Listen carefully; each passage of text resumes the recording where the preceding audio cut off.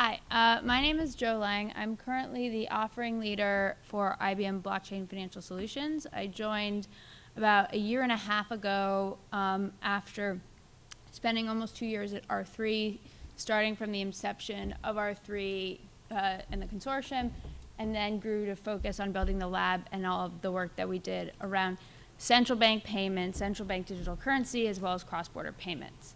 I realized that what I was building with a couple of other people needed, infrastructure, needed really the muscle and breadth and depth behind it, and so went to IBM to make this a reality, which we have over the last year and a half. We first announced our pilot last year at Sibos in 2017 in the South Pacific, and there'll be coming announcements for our product called IBM Blockchain Worldwide over the next coming months. So just to get started, I'm sure most of you are familiar with all the disruptive trends in the payments landscape. This is just a small snapshot of them, and to be honest, we've been disrupting payments for about 5 years, at least, and probably longer. So what I thought I would do is, instead of telling you just about how blockchain is going to change the world, which I wouldn't be here if I didn't think it had potential, but more about why it's important and what we've learned as we've gone through this journey. So starting with Bitcoin, it's definitely gotten the best in the both. I think, it also, not just because of the hike in the price, but also since, it was released in 2008, and then Mt. Gox, we've had a number of iterations and comments about its promise. I'd like to, we talk about the opportunity. I really think what Bitcoin did, and some people, some have really benefited from this and some have been threatened, which is really open up access to capital and the idea that capital doesn't need to come from a bank or a traditional investor. We look at, the ICOs, a number of them shouldn't have been invested in, and some of them really do benefit not just from the funds, but also it lends itself to the business model. The threat, it is actually expensive. It is not necessarily cheaper to use one of these systems, such as a Bitcoin or Ethereum. And so whether it is because of electricity or other types of means, this is the regulatory framework, particularly in the US, is quite confusing. And therefore, if you are developing solutions or a regulated institution that is looking to adopt these solutions, you have to be very careful about what you can commit to, which makes it extremely hard, particularly for smaller companies, to have the staying power, because it's expensive to be in an established industry and sell. And then last but not least, I say lack of interoperability with incumbents. What I mean is that in order to really take advantage of the technology behind Bitcoin, blockchain, you need to have a certain level of nimble technology, and then this brings up questions around technical debt, which is, okay, if I'm going to invest in this new technology, it's not just a question of which blockchain, but also a question of what's the next thing coming? Because this is not in order to get the true transformative benefits that we all talk about, this is a multi-million, multi-year investment. So I will say, though, that the first year that I was doing this, it was mostly explaining that we were not just talking about Bitcoin. Interestingly, one of the best things, though, that happened with Bitcoin and early blockchain projects was it really started to shine a light on cross-border payments. Certain things that and some of it was maybe even in the last 10 years, payments and business has become much more global, but it sucks. And yes, TransferWise does a great job of putting lipstick on a pig. And you also have a number of providers that provide business services that have ended up even creating their own payment networks because it's the best way for them to be able to offer customer service. At the same time, we also have seasoned payment executives, particularly at banks, that tell you that payments are on a race to zero. What they mean is the cost of messaging is on a race to zero. But if you are either the recipient of this payment for services rendered and you can't put your lights on because you haven't gotten the money yet, that is more expensive than the cost of the message or the messages in total, given that a cross-border payment tends to take about 7, SWIFT messages in particular.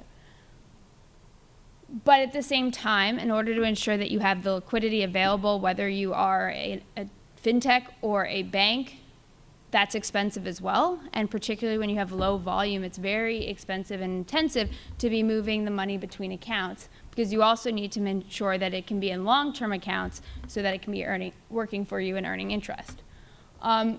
We have issues around global de-risking, particularly as we talk about emerging markets. You know, every other week there are articles about financial inclusion and the promise of these new markets, but it's actually getting increasingly harder to send money there and do business. It's not directly because of terrorism, although that's the sexy headline. It's actually mostly an operational problem, because information isn't standardized, and therefore, in the time that it would take the recipient institution to receive it, the payment has timed out. And no one is obligated to tell either the sender or the recipient either. And the IMF has come out many times saying we need to figure out how can we create a framework for better risk-based assessment to access these markets. And that's where you can talk about identity, and that's also where the tie-in with mobile payments becomes really important, because, you know, a mobile footprint, your digital footprint, is, I think, as unique almost as your DNA. And in markets where credit scoring and so forth are the exception rather than the norm, we need to think about new ways of identifying and analyzing potential opportunity for credit. So, and then the last one, and then we talk about regulatory requirements like GDPR, PSD2, that really don't that they can be either competing, unclear, and also require a large investment. And then the last one, if you actually think about it, I mean, payments is really, it's either the cost of your liquidity or the cost of your credit. If you are a smaller provider, and though you see opportunity and frustration, if you don't have scale, then you have a lot of trouble actually addressing that. And that's also why many of these providers are very regionally focused. So a lot of the work that my team has been doing is building a solution that doesn't actually do the payments, but actually connects the different providers and provides a base standard framework for, I would say, rules of engagement, for documentation to connect these providers.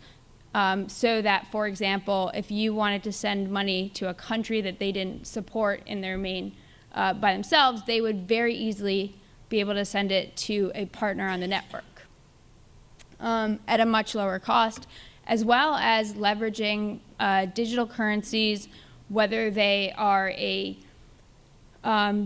digital issuance of a US dollar or a cryptocurrency. That would also be a potential opportunity for those companies. So I sort of touched on this already, and apparently the hand disappeared that's holding the globe, but anyway. Guess you can't catch it. So we always talk about the opportunity around payments. We hear $1 trillion, which sounds better than $1 billion. And even companies like IBM, we have to look at, even within that, what is it going to take to gain market share, and especially digital market share. We always talk about how things are going digital. In fact, remittance payments are only going digital 1 to 2% a year.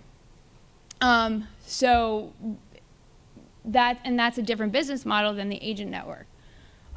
Where the real growth seems to be is small businesses, as well as new payment models and new businesses that, you know, essentially masquerade as a product or a service, such as Uber or Airbnb. But if you actually look at it, they're really a payment company. They're making sure that you trust that the person who is providing the service will get paid and is paying. That's actually how Alipay really was able to feed Alibaba and the future Ant Financial, by leveraging the liquidity that would come through the commerce in order to launch its initial products. But at the same time, it requires significant investment in scale. There are a number of companies that we've worked with, that I have spoken to, that saw the opportunity, invested heavily in becoming operational and regulated in a number of markets, and now they're struggling to scale. So what we need to figure out is, how can we help these smaller players build their proportionally bigger piece of the pie, and as a result grow that opportunity, which then could be more than the trillions that are there, although that's probably a bit much, since trillions is already quite large. That said, the transactions, even with existing models, is growing, depending on the region, 6 to 10% a year. So how did we do this? What is our model? So after about 3 years of exploring, starting with payments are easy, how hard could this be? We'll just do this, and then we'll build everything on top of it, to holy crap.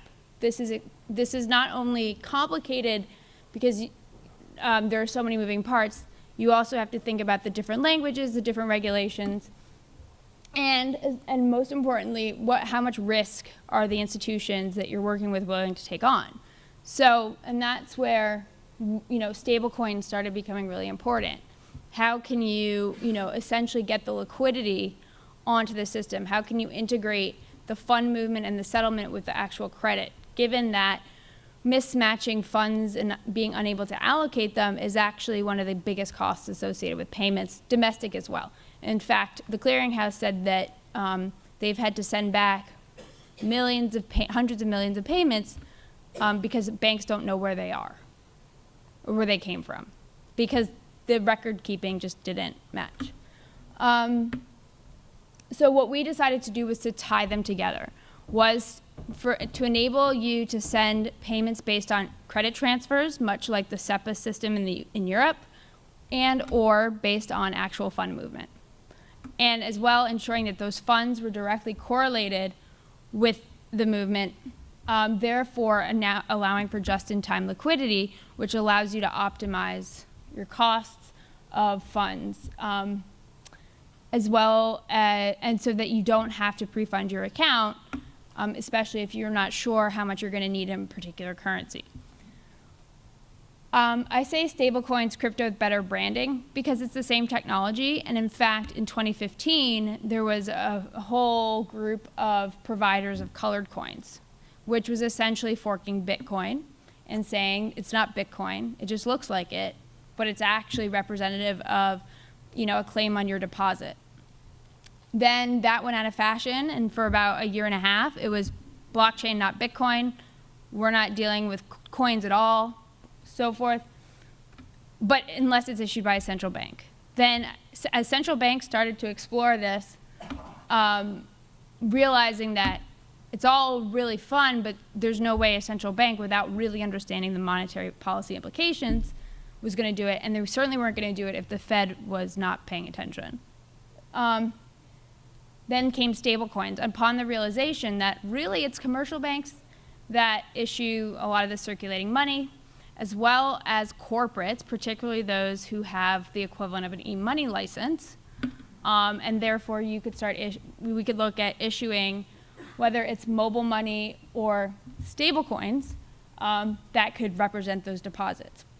And I think this is really important because the real opportunity is actually in treasury management, as most, a scary number of corporates don't actually know what their exposures are and where their money is still, and there's a huge gap there. Since until 2008, most companies, banks included, thought that they could do all of this on Excel spreadsheets. So stablecoins allows you to do that accounting in real time, but not necessarily have to fund the payment on demand. We've done this with actually using the Stellar network and integrating that with more higher level messaging, using Hyperledger Fabric right now, and integrating using the ISO 222 standard to ensure interoperability with the newest standard that banks use, that Swift uses, as well as adapting with an API service to the more nimble players. So I called this revolutionizing payments. Really, it's an evolution. We think about, everyone talks about the internet, but Jeff Bezos' Amazon, from when they started to where it is now, took the better part of 2 decades. I don't think it'll take that long, but really we're on the first stage. We're establishing the assets. We're creating the corridors through which to move those assets, whether or not they're crypto, they're stable, they're physical, assets that we're transferring bars of gold, which will then enable better lending. And this is where, in particular, commercial institutions, then structured finance, and the ability to make markets on these products and really generate new types of products, both as capital markets firms, as well as to be able to fund new business ventures with better data. There's much more you can do when you can track the actual transfer of a good and tie that to the trade finance transaction in terms of lending and pay and disbursement of funds than you can today. However, this takes a while. One of the other big learnings that we've come to is that we really can't move too far up the chain without payments, because then you continue to have this silo, because you don't have the same standards, you don't have, you can have all the loans originated from the same place, the same standard, but then are they necessarily paying out at the right time? So it all builds together. So this is also why we've taken to focusing on payments and doing it on a broad scale, and not just starting in one market. And then, so finally, it's not a secret, we're betting on this, and really what we have been building with IBM blockchain is the beginning of investing in that new ecosystem with our partners. I guess I have like 2 minutes for questions. Did not time. Is this a commercial product right now? So it'll be general availability in the 3rd quarter this year. And we are onboarding clients in Europe and in Asia right now for our limited availability. So what can you do with the product? Right now, you connect to the network. We have a reputation management system. So the idea is that as we build network activity, we can also provide information for global funds analysis, as well as about your participant, not about the clients, the actual people, the customers, but about the clients. So one of a big source of transaction fails is actually collateral management not being in the account it needs to. So building up those profiles and being able to, in real time adapt to any regulatory challenges, for example, sanctions, not having that be a massive undertaking every single time.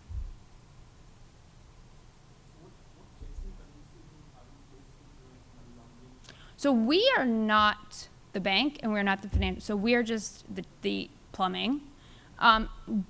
Start of that, we are really, you have to pass a certain amount of checks in order to be considered for this network.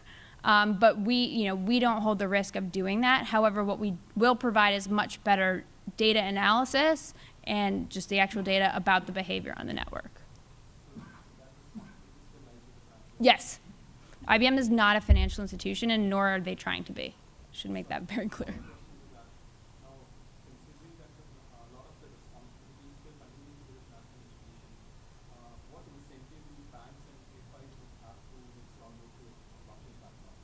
I think the fact that it's blockchain is irrelevant. I think that we believe we're opening up new opportunities. So it's really expensive to get access to new markets. It's really expensive to onboard new counterparties in a certain market in order to get the value of being able to access it. So what we provide is essentially an easy way to plug into a set of endpoints so that should a client once in a while want to send money somewhere, instead of going to a TransferWise or another company, they just stay within their own banking application, and the bank can provide that at a relatively low cost, with that, and with a certain amount of trust, and by also just being able to offer better experience for those customers.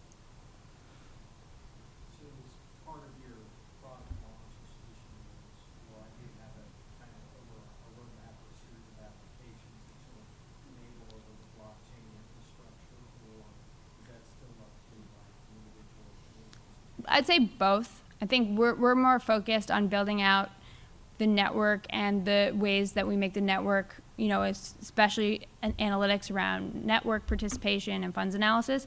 And we want to encourage an open ecosystem. That being said, we have other solutions that very much are complementary to this that we would be work on integrating, and not just from our blockchain portfolio. I should make it clear. So the financial institution then basically bolt this onto their legacy payment processing applications, like if a new network or a new settlement type, so they might have SWIFT, they might have pick whatever your phrasing is, and then this would be another alternative which would enable them to utilize the things like the AML and fraud detection.